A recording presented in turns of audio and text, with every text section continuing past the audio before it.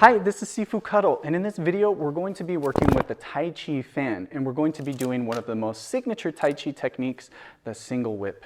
Okay, now we are going to be using this in only one particular configuration. We're not going to be doing one hand open or empty hand, one hand with the fan, or with the fan open or with the fan closed. There's only one way of doing this, but we are going to look at it in a very detailed way. So we're going to be a little bit more on the robotic side in the beginning, where we're stopping at particular areas in the, key points during the movement itself.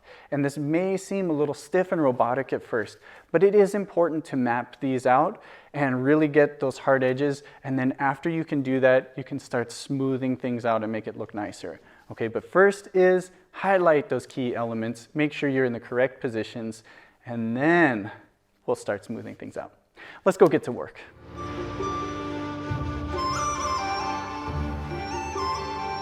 We're going to start a little bit more mechanical here, a little bit more robotic, because I do want to highlight key points along our movement, and then we can start smoothing it out later. Okay, so the first thing we're going to do is go to a balanced position, or we can even extend out a little bit more like a cat stance. So maybe we came out of a kicking technique, so we have this leg extended a little bit more forward. Now, we're going to start with one palm up, our empty palm is up, and then we're going to take the fan and we're going to bring it up wrist to wrist. So important position here is that the wrist is at the other wrist. Okay, so we're just crossing our wrists here. Fan is pointing straight forward, palm is angled upward. Okay, so again, just bringing it here. Get real comfortable, do this a couple of times. We're getting used to this distance and measure, so you can even bring up both hands, that's fine. Now, this is not exactly the movement that we're going to use to get to this position. This is just to understand the measurement. Really, we're actually going to come with an overhand. Now, you don't have to do a big overhand movement like this, but it also doesn't hurt because, again, this is just in practice. What you probably will end up doing is more of a forward throwing movement. But again, we want to reach wrist to wrist. So a couple of times, getting wrist to wrist. You can even start with both hands, bringing it in, or one hand coming up while the other hand comes down. Okay, so we start both down, one hand comes up, one hand comes down. Now, we're going to use this downward motion to pop the fan open.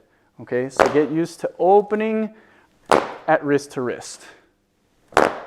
Okay, now, after doing that, maintaining wrist to wrist, bring it out to that angle.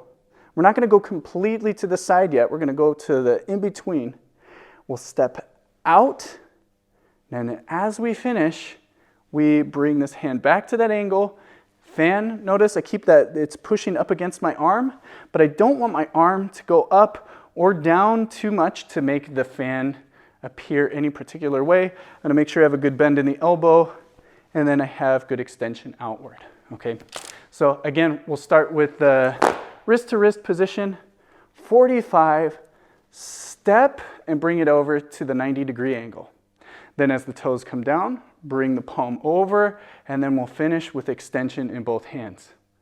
Okay, now, again, if I'm facing straight towards you, I go to my cat stance position, wrist to wrist, 45, 90 degrees with the hand as I come up, over, and then I finish with my forward shift and press.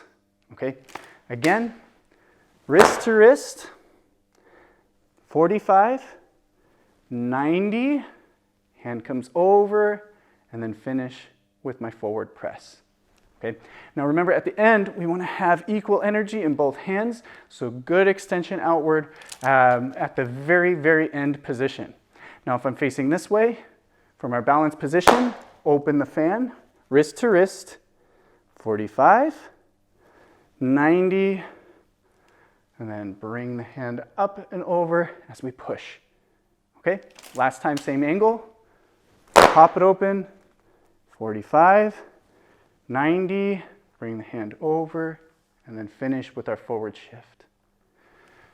Now, of course, this is still pretty robotic, and I do encourage you to stick with the robotic so you can hit those key points in the movement itself, but eventually you do want to smooth everything out.